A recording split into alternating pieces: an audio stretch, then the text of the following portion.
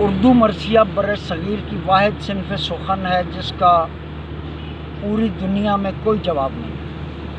آپ اس کا ایپک سے اور ایلیجی سے تقابل نہیں کر سکتے، کیونکہ ایپک اور ایلیجی کے کریکٹرز جو ہیں وہ ان ریئل ہوتے ہیں۔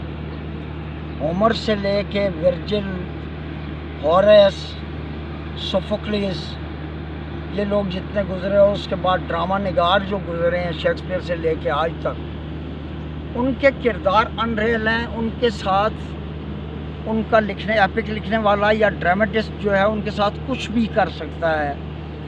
وہ ان کی عمریں 400 سال 300 سال بتا سکتا ہے، اور ان کے معجزے جو من گھڑت ہوتے ہیں وہ بتا سکتا ہے۔ لیکن واقعہ کربلا دنیا کا پہلا واقعہ ہے معلوم انسانی تاریخ میں جس نے نہ صرف نئی اصناف سخن کو جنم دیا ہو، بلکہ پہلے سے موجود اصناف کو بھی اپنے نام کر لیا ہو۔ مرثیہ امام حسین کی شہادت سے پہلے بھی لکھا جاتا تھا۔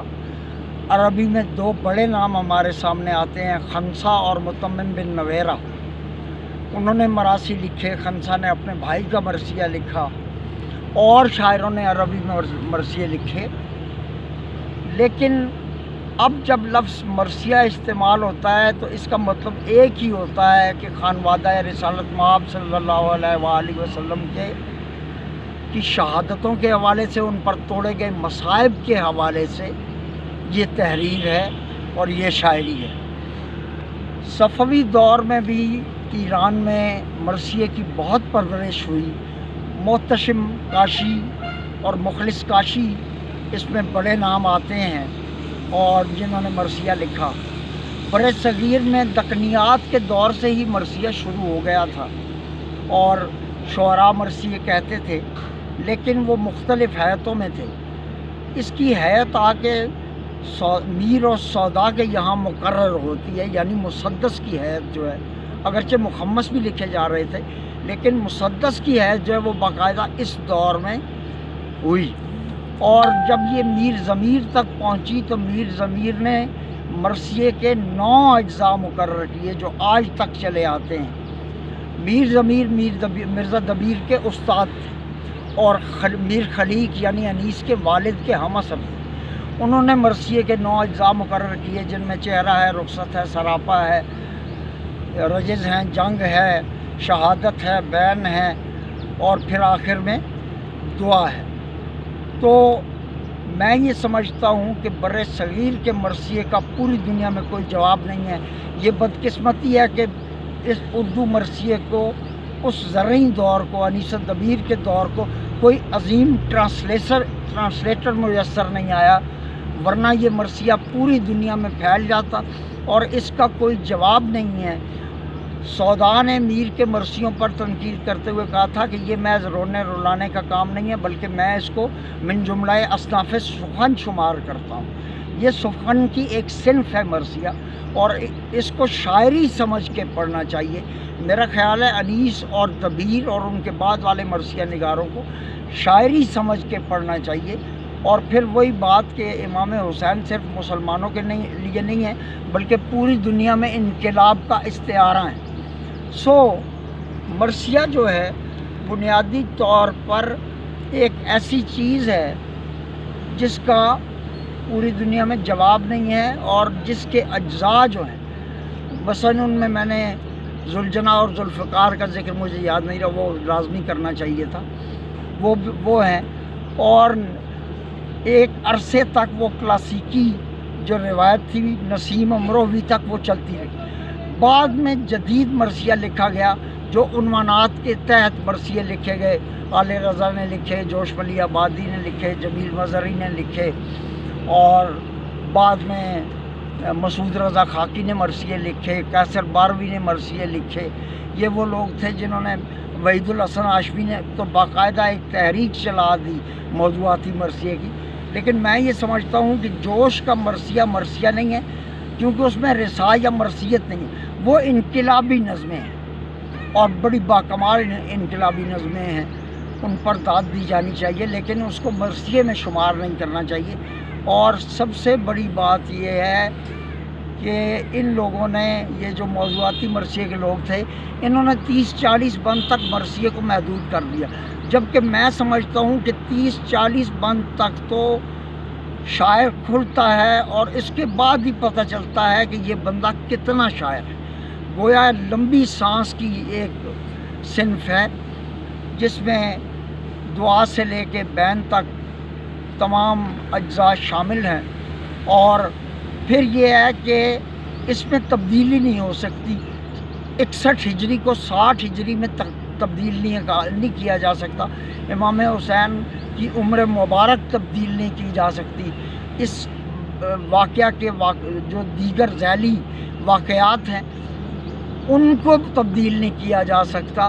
تو گویا مرثیہ نگار پر ایک پابندی ہوتی ہے، تاریخ کی بھی اور عقیدے کی بھی پابندی ہوتی ہے کہ وہ اس سے باہر نکل کے مرثیے کو نہ لکھے۔ یہ ایک بہت ہی مشکل صنف سخن ہے۔ یہ صنف سخن اس لیے اب ہمارے درمیان کم دکھائی دیتے ہیں کہ شاعر سیل پسندی کا شکار ہو گئے ہیں۔ اچھا، لیکن یہ شکر کی بات ہے کہ مرثیہ خوانی کی روایت ابھی پورے پاکستان میں جاری ہے، اور لوگ انیس الدبیر کے لکھے ہوئے مرثیے اور جوش کے لکھے ہوئی نظمیں ابھی پڑھتے ہیں، ٹیلی ویژن پر بھی پڑھتے ہیں، مجالس میں بھی پڑھتے ہیں۔ مرثیہ خوانی باقاعدہ ایک فن ہے جس پر نیر مسعود کی کتاب ہے اور فرحان رضا کی بھی کتابیں موجود ہیں۔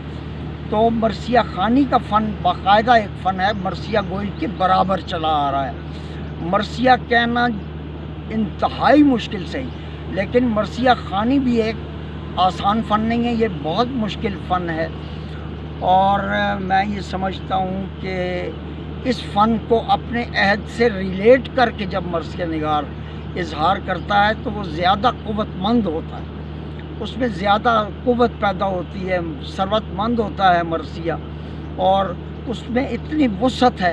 اچھا، پھر مرثیے کی حیث جو مسدس ہے یہ ایسی ہے کہ اس کی جو ٹیپ ہوتی ہے یا بیت جو 4 مصروں کے بعد 2 مصرے ہوتے ہیں وہ غزل کے مطلع کی طرح ہوتے ہیں۔ گویا مرثیہ مثنوی بھی ہے، غزل بھی ہے، نظم بھی ہے، قصیدہ بھی ہے، اور اس کے جو 6 مصرے ہیں وہ آپس میں جو ان کا مصروں کا آپسی تعلق، اور پھر آگے بند کے ساتھ ان کا تعلق، اور پھر بند در بند وہ جو تعلق قائم کرنا ہے وہ بہت مشکل ہے۔ یہ کوئی ایسا نہیں ہے کہ بیچ بند لکھ کے آپ ایک آوارہ خرامی میں ایک بند ادھر جا رہا ہے ایک بند ادھر جا رہا ہے، آپ آوارہ خرامی کے ساتھ ان کو لکھیں، بلکہ اس میں انتہائی احتیاط کی ضرورت ہے، کیونکہ اس میں ان ذوات مقدسہ کا ذکر آتا ہے جو خانوادہ رسالت مآب صلی اللہ علیہ وآلہ وسلم کی تھی، اور اچھا، پھر اس میں یہ دیکھیے کہ 72 شہداء کے علاوہ جو شہداء ہیں، یعنی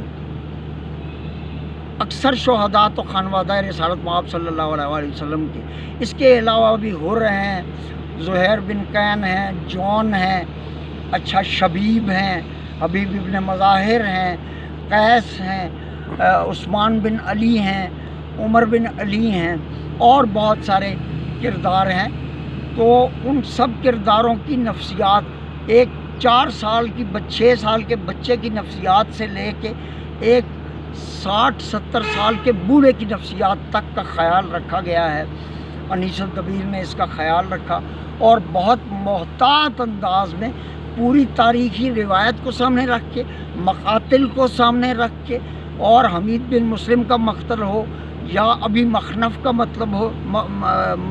مقتل ہو، یا تاریخ طبری ہو، یا دیگر جو تاریخیں ہیں وہ طبقات ابن سعد ہو، یہ سارا کچھ اگر ایک شاعر نے پڑھا ہوا ہے، اور پھر خوش قسمتی سے اگر ایپک بھی اس نے پڑھے ہوئے ہیں اور ڈراماز بھی پڑھے ہوئے ہیں، تو ہی وہ، اور پھر یہ کہ وہ اظہار پر حاوی ہے، وہ قدرت کلام رکھتا ہے، پھر کہیں جا کے وہ مرثیہ گوئی میں اور مرثیہ خوانی میں سبز ہو سکتا ہے۔ میرا خیال ہے کہ ابھی کچھ نئے لوگ لکھنے والے پیدا ہو گئے ہیں، ایک میرے شاگرد ابرار باری مرحوم جن کا مرثیہ سرشک کے نام سے کتابی صورت میں شائع ہوا تھا، وہ لکھ رہے ہیں، اور کراچی میں لوگ لکھ رہے ہیں، لکھنؤ میں لکھ رہے ہیں، یہاں ہمارے واہ میں اب رئیس عباس لکھ رہے ہیں مرثیہ.